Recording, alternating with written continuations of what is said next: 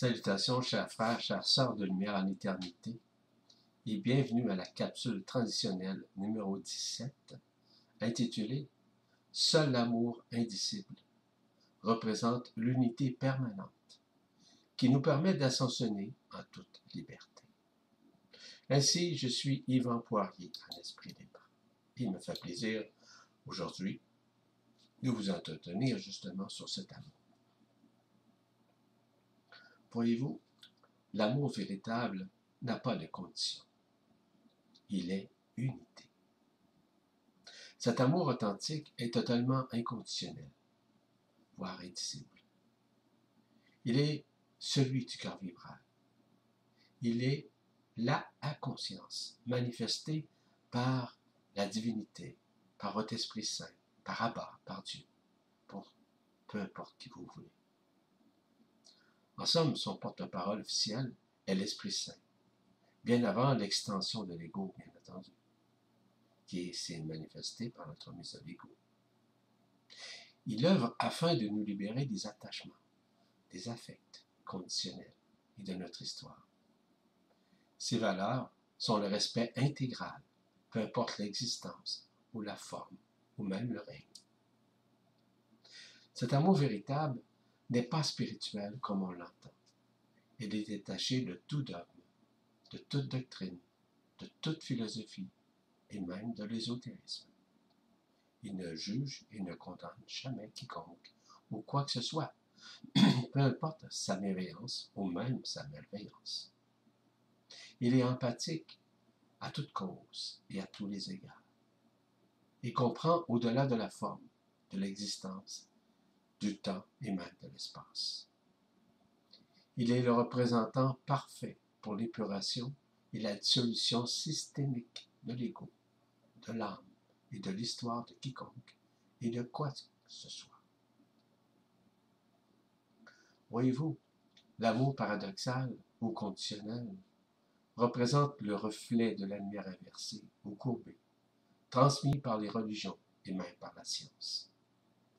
Il s'agit en l'occurrence d'un amour conditionnel, qui est plutôt émotif, mental ou intellectuel, qui est plutôt un amour qui exige des justifications en tout temps.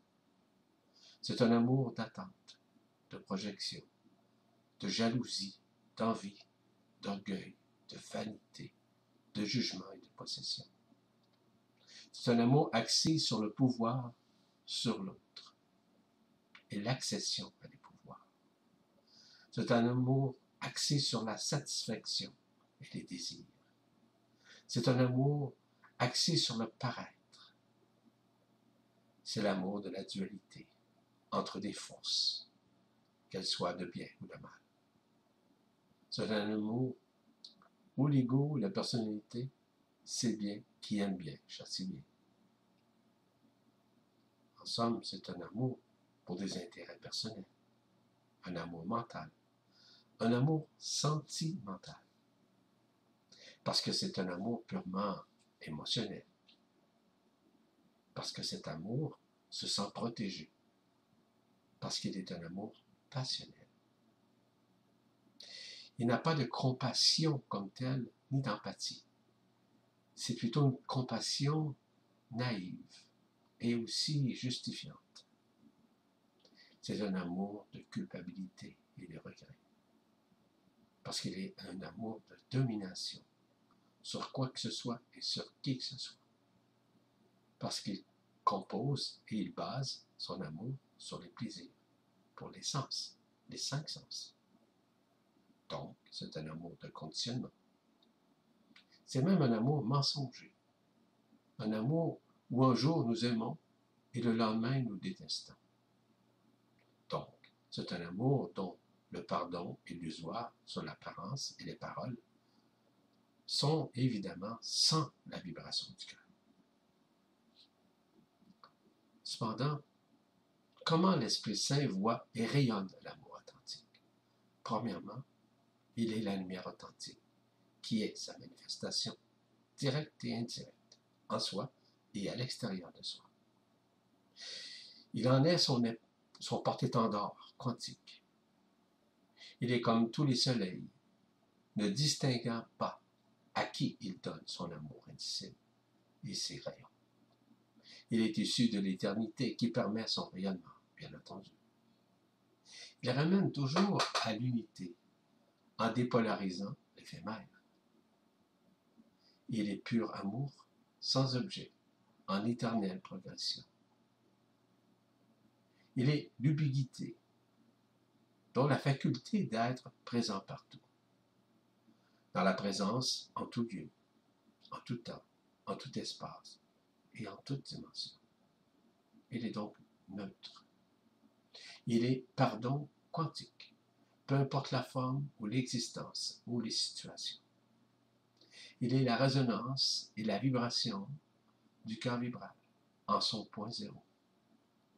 Il est manifesté directement et indirectement dans toute la multidimensionnalité. Il est donc l'étoile pour toutes les étoiles qui rayonnent à la fois partout.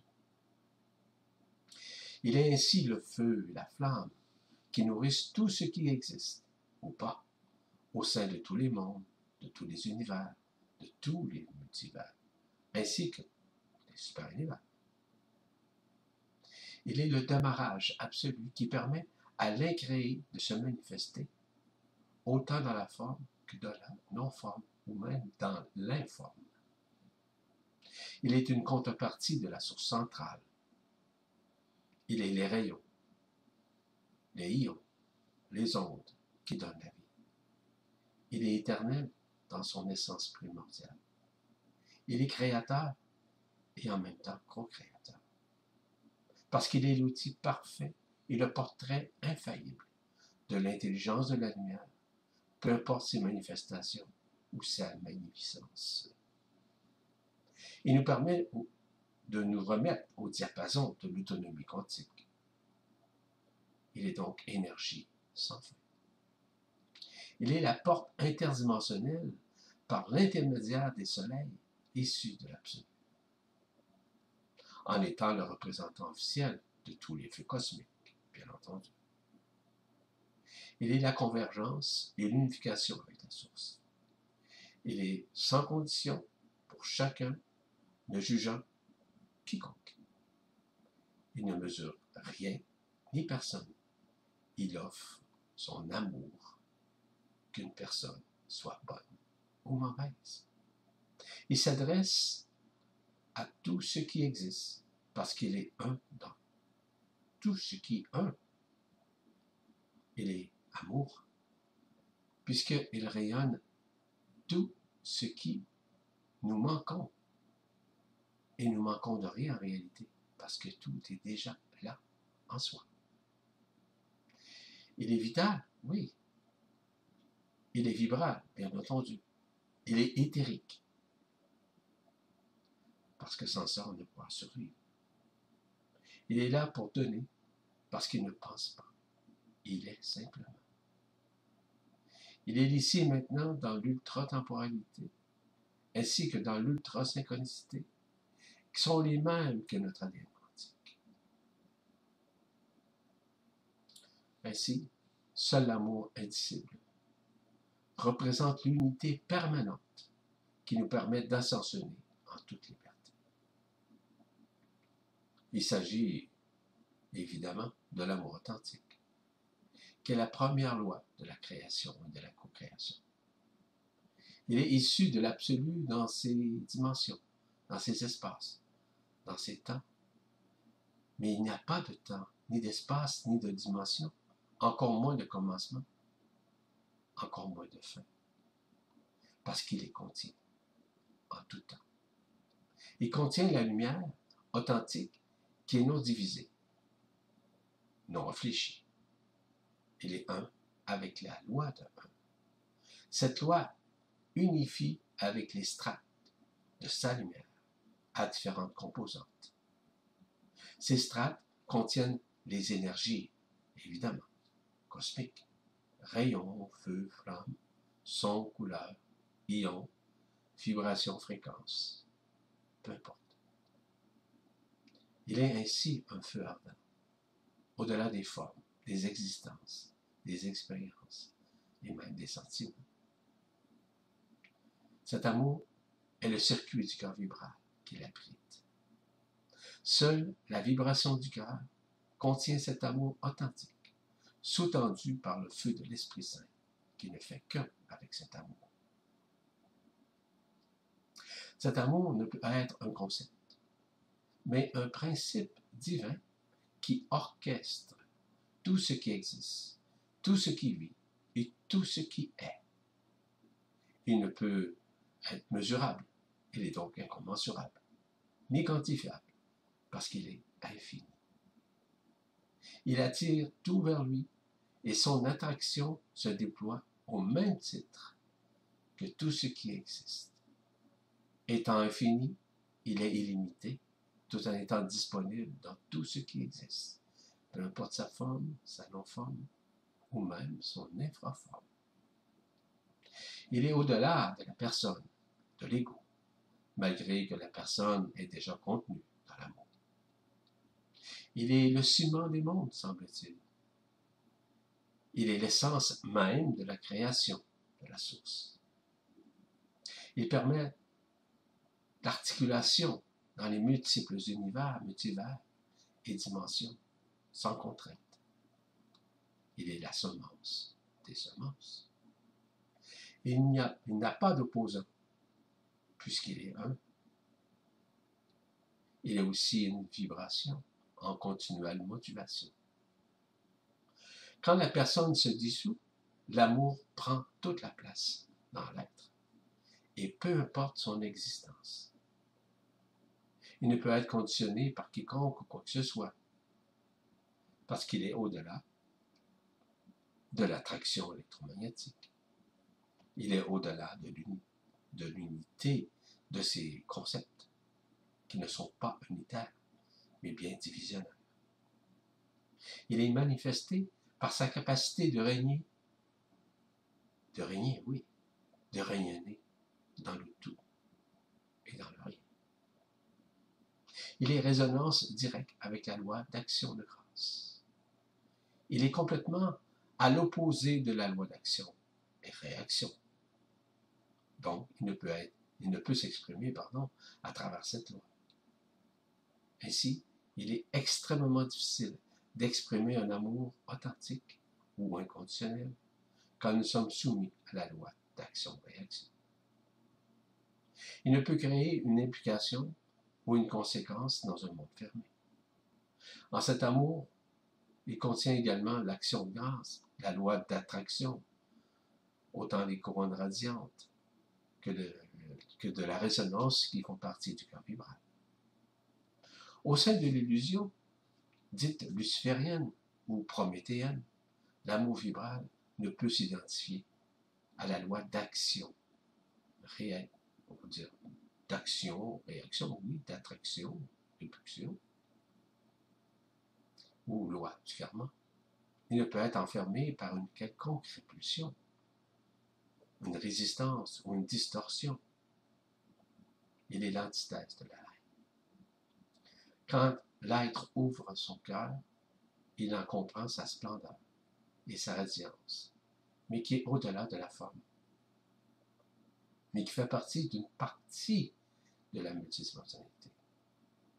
Elle est donc en permanence un état de grâce, un état d'esprit, un état d'amour, qui ne peut se définir car éternel.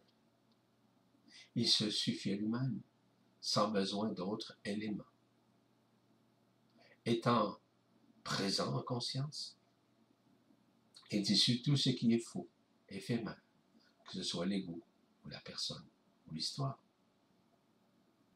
Il se fait l'amour à lui-même, lors des retrouvailles, lorsqu'on se retrouve dans la joie intérieure, qui peut exprimer directement dans la conscience un éveil nouveau. Il s'agit nécessairement d'aimer. Comme le Christ le disait si bien, tu aimerais ou tu aimeras ton prochain comme toi-même, car tu n'es pas différent de ton prochain. Aimer, c'est faire disparaître toute distance entre tout ce qui vit. Aimer, c'est être vivant dans l'être, qui est uniquement lumière, sans condition.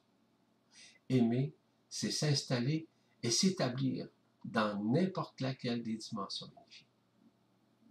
Ainsi, l'amour est donc une vibration et une résonance par le feu du cœur qui embrase la personne à disparaître de son histoire. L'amour est la manifestation la plus éthérée et la plus totale de l'unité. Car cet amour traduit la grâce, l'aimantation de toute particule constituant les univers et les dimensions, même au niveau de cette dimension falsifiée que nous parcourons. Ainsi, si le cœur est fermé, l'amour ne peut être exprimé dans son entièreté, puisque la situation de l'enfermement empêche sa manifestation dans son intégrité et dans son intégralité. L'amour est donc liberté, non contingentée par quoi que ce soit ou qui que ce soit. Il est simplement. Il aime, il sait rayonner. Il aime, il sait servir la lumière. Il aime parce qu'il sait donner ce qui vient du cœur. Il aime parce qu'il sait savoir recevoir sans attendre. Quand on s'abandonne à l'intelligence de la lumière, nous rayonnons cet amour. L'amour est donc un feu, le même feu du cœur que celui de l'esprit, qui ne brûle pas, mais qui dévore tout ce qui est éphémère.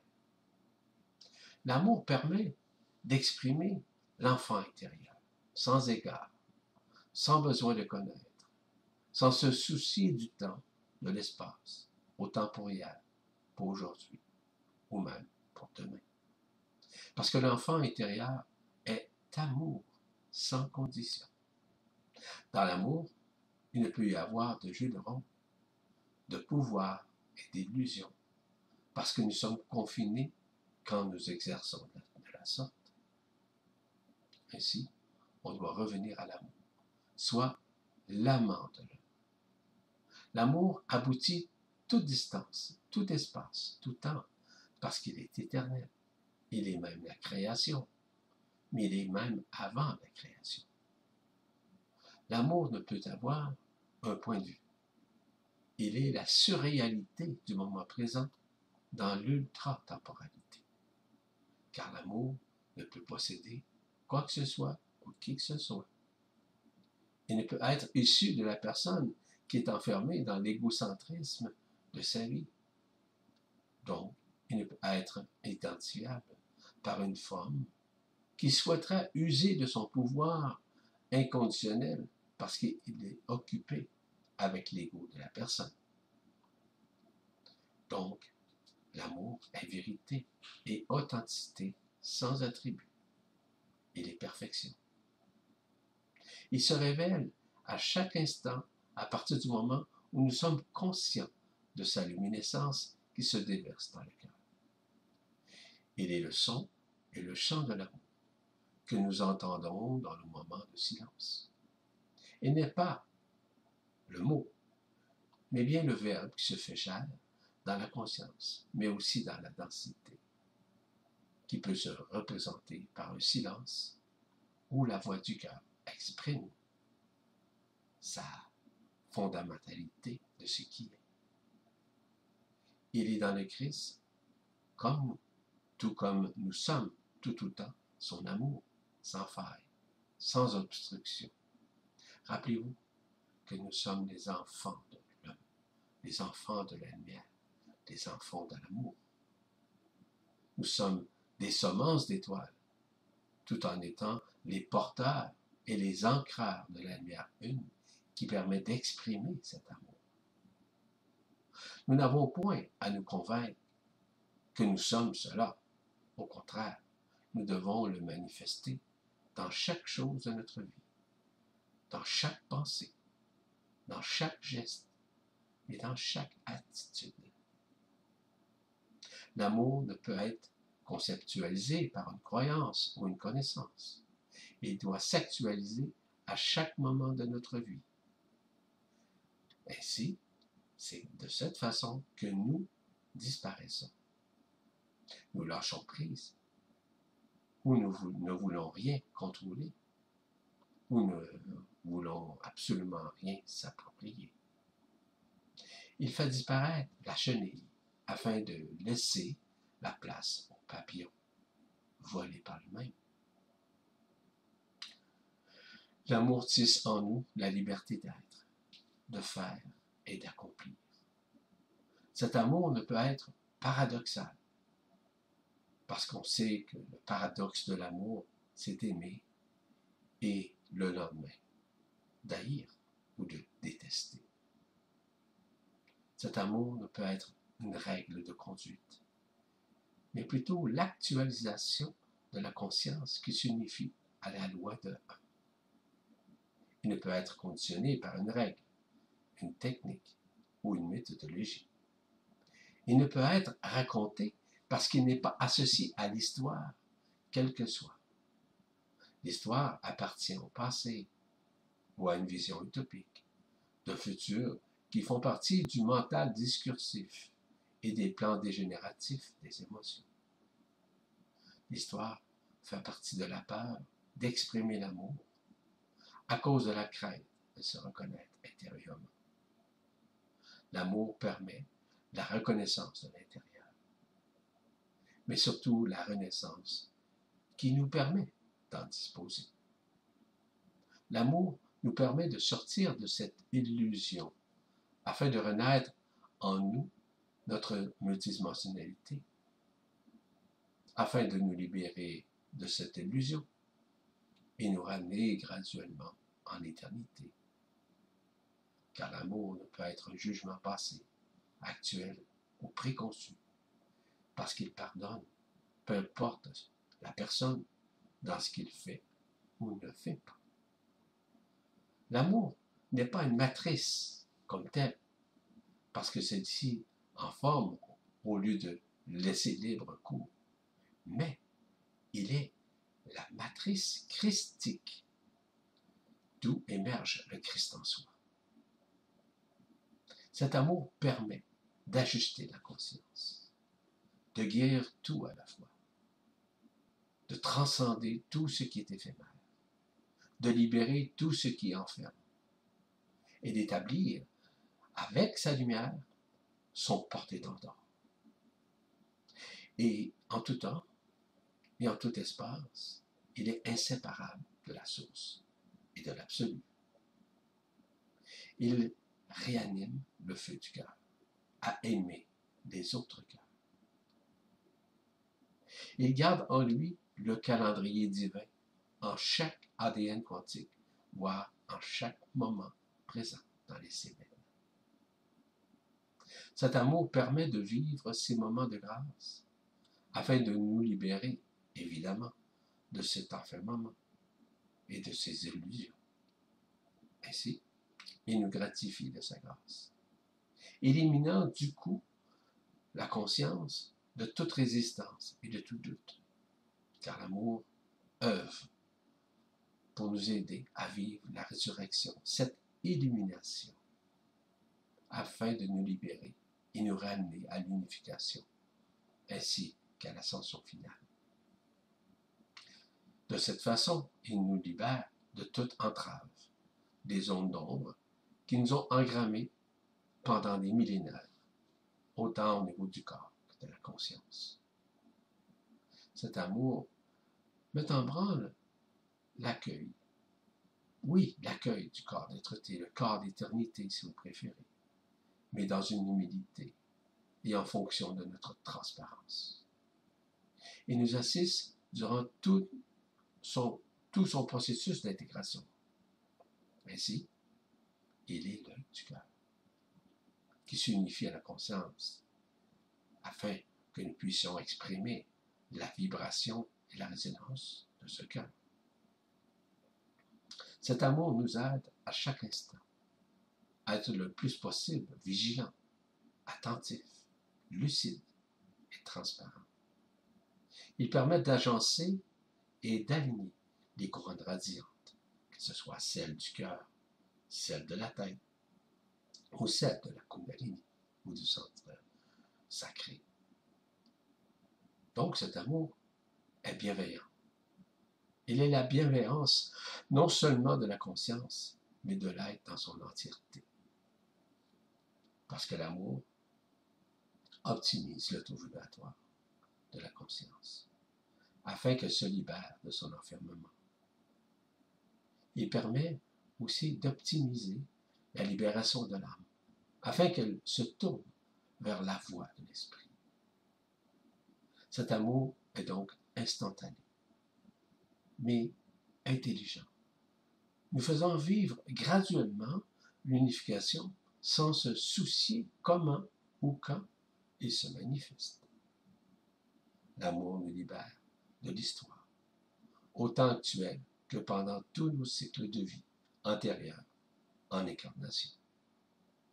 Il nous permet donc de transcender afin de translater notre conscience vers l'éternité. Car cet amour ne peut punir ou nous obliger à passer à un jugement quelconque, comme promulgué par les religions. Nous sommes nos propres juges, je vous rappelle. Le jugement, il s'agit de face à face avec nous-mêmes, que nous faisons avec l'éphémère. C'est-à-dire d'en prendre conscience, tout simplement, sans nous soucier que nous serons condamnés par qui que ce soit. Le jugement dernier représente plutôt la fin des temps, mais surtout la fin des illusions de la falsification de ce monde. Il est temps de nous libérer de la prison qui nous a maintenus pendant des milliers d'années. Cet amour nous permet de tourner notre regard vers l'intérieur, parce que l'extérieur n'est qu'illusion et mensonge. L'amour nous permet d'oser reconnaître ce que nous sommes, sans se sentir coupable, sans se sentir supérieur, mais tout en reconnaissant celui et celle qui sont devant nous. L'amour n'a pas d'intermédiaire extérieur, mais seulement des intermédiaires intérieurs. Que ce soit les anges, que ce soit les archanges, que ce soit nos êtres qui nous suivent pendant des milliers d'années. De cette façon, nous avons l'occasion de réactiver l'ADN quantique. Eh oui, car l'amour est donc un vase communicant qui déverse en nous tout ce dont nous avons besoin pour nous libérer de l'éphémère. Ce vase communicant nous redonne la capacité de revenir transparent avec la vibration ainsi que la résonance du cœur qui s'exprime à travers la conscience. Parce que ce cœur permet de décanter vers la liberté d'être dans un plan de vie plutôt cosmique que de ce monde enfermé. L'amour nous permet ainsi de reprendre le rythme de notre ADN quantique. Et comme vous le savez, il est temps que ces manifestations en éternité, en son point zéro, en son point d'ultra-temporalité, puissent enfin être revenues en soi. Ainsi, l'amour nous ramène à l'ultime vérité, la voie de la vérité absolue, qui avait été occultée en nous. Son seul plan, c'est de nous amener à nous reconnaître de l'intérieur, au-delà du paraître ou d'une soi-disant spiritualité oppressante. L'amour remet en place tout ce que nous sommes et nous étions avant l'incarnation, soit des êtres purs, comme la source, mais comme l'Esprit Saint. L'amour nous fait découvrir que nous ne sommes pas nos désirs, nos pensées, nos formes, mais que nous sommes la manifestation du tout dans le tout et dans le rien. Parce que nous sommes la création dans l'ensemble des créations, quelle qu'elle soit, parce que c'est nous-mêmes qui l'avons créée. L'amour nous permet de faire des face-à-face avec nos ondes d'ombre, évidemment. Il n'est pas là pour écraser ou culpabiliser. C'est plutôt de faire voir ce qui doit se dissoudre autant dans le corps, dans l'âme, ainsi que dans la conscience ordinaire. L'amour L'amour, dis-je bien, ouvre les portes autant des couronnes radiantes, autant des chakras, autant des corps subtils, afin de les unifier au cœur du cœur. C'est ainsi que le corps des traités s'intègre plus facilement dans le corps physique, tout en, on pourrait dire, renforçant, dis-je bien, les choses, afin aussi d'adombrer les contreparties de la conscience et du cœur qui avaient été assombris et endormis. L'amour aide à rejoindre la présence infinie du corps vibral. Car cet amour prépare la conscience ordinaire à s'unifier à une supraconscience dans un premier temps, mais par la suite à la inconscience. Donc, il est un manteau de grâce. Un manteau qui nous permet de percevoir ce qui omnibule la conscience et qui nous amène à la vérité de ce qui nous sommes. Ainsi, cet amour nous ramène à la vérité absolue, nous rapprochant de l'éternité. Donc, il y a un processus concret de retournement de la conscience qui s'optimise et qui libère la conscience ordinaire de ses zones d'enfermement. L'amour aide à faire disparaître tout ce qui est éphémère dans la conscience, afin qu'elle soit littéralement libérée de son histoire. L'amour permet de percevoir autant les peurs, autant les doutes, mais pas de les augmenter, mais bien de les dissoudre. Car l'amour lève les voiles de l'illusion, afin de percevoir ce qui est vrai et non altérable en nous. Il est cette communion et cette communication directe avec la source. Il permet d'optimiser l'espace en nous, afin d'accueillir le feu du Christ, le feu du cœur, qui est le feu de l'amour. Cet amour change notre façon de vivre, de penser, de prier, en mettant cet amour devant tout ce dont nous prenons conscience. Il optimise ainsi l'intelligence de la lumière, à se manifester en nous, permettant de lâcher prise sur tout ce qui est illusion, mais autant intérieurement, mais autant extérieurement de nous. Car cet amour permet de ne plus juger, de ne plus s'en faire vis-à-vis de l'illusion de la vie, peu importe les situations entourant cette vie. L'amour n'éloigne pas la vérité, au contraire, il la rapproche le plus possible de cette vérité absolue qui est en soi. Il permet de réunir en nous ce qui nous sommes, sans jouer les jeux de l'illusion. Donc, l'amour nous réunit dans le cœur du cœur, mais aussi avec les autres cœurs. Il est un amour authentique qui réunit les cœurs. Il est cet amour permettant justement de nous rallier et de résilier aux autres cœurs, afin de nous libérer de l'histoire des vies de chacun. Ainsi, l'amour transcende et redéfinit la conscience vers sa liberté. Il est l'expression de la vérité absolue qui dévoile ce qui est enfermant.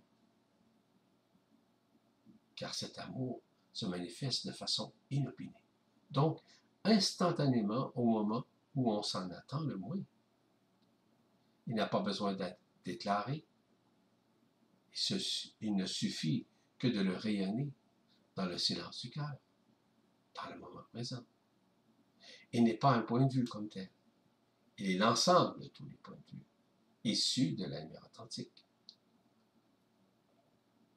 Cet amour est intégral, donc intègre, sans histoire, parce qu'infini dans sa présence.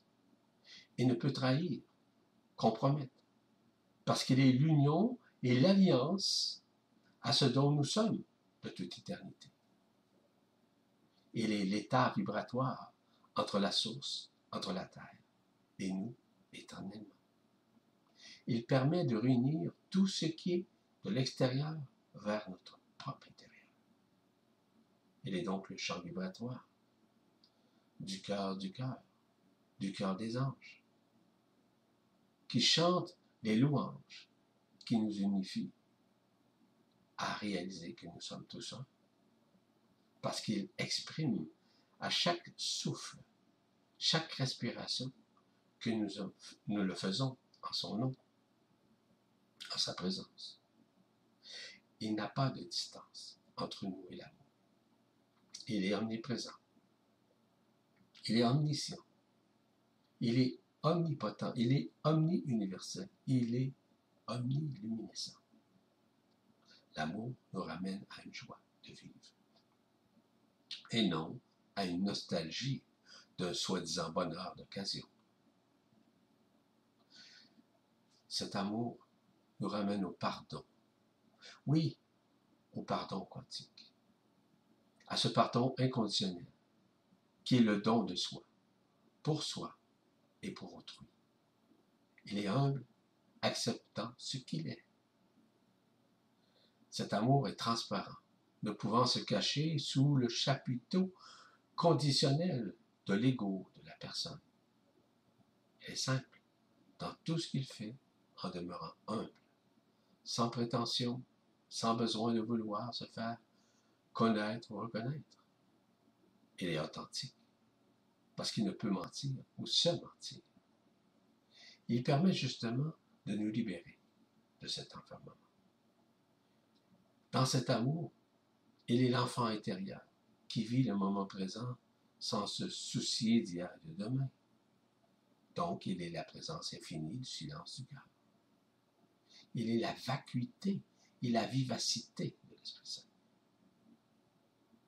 De cet amour, il ne peut ridiculiser quoi que ce soit ou qui que ce soit, mais plutôt démontrer qu'il est présent pour chaque instant et pour chaque personne. Il est ce véritable amour qu'on ne peut se passer. Il est omniprésent en nous.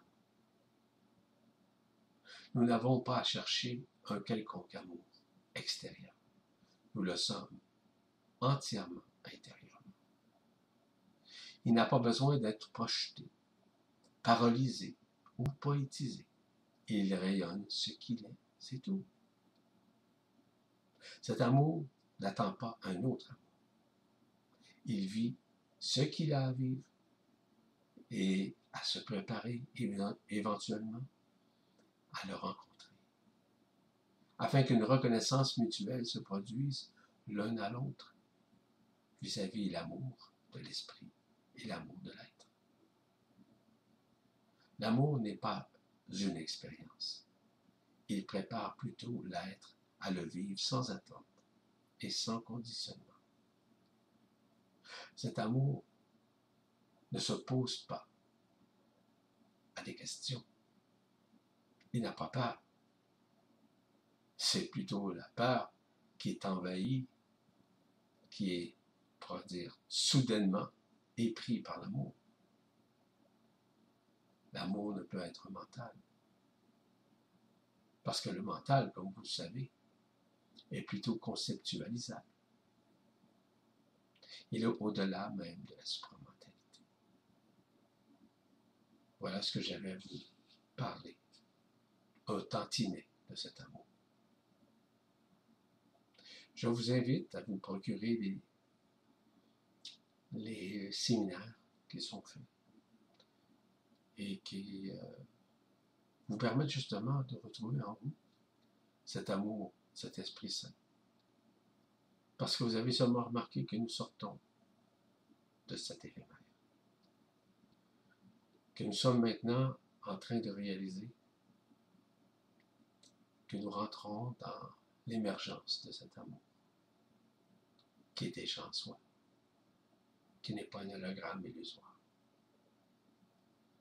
Ainsi, pour accéder à toutes ces capsules transitionnelles, vous avez accès sur la presse galactique, soit en allant sur le moteur de recherche situé dans le coin supérieur droit, si vous voulez, de la page d'accueil, ou encore sur Vibra TV, où toutes ces capsules sont ajoutées dès leur parution. La prochaine capsule transitionnelle s'intitule « En acceptant et en accueillant l'incarnation dans la résilience, cela ouvre le chemin à l'Esprit Saint. » Ainsi, je vous dis à la prochaine, chers frères et sœurs en éternité. Je suis Yvan Poirier, en esprit libre. Au revoir, au plaisir.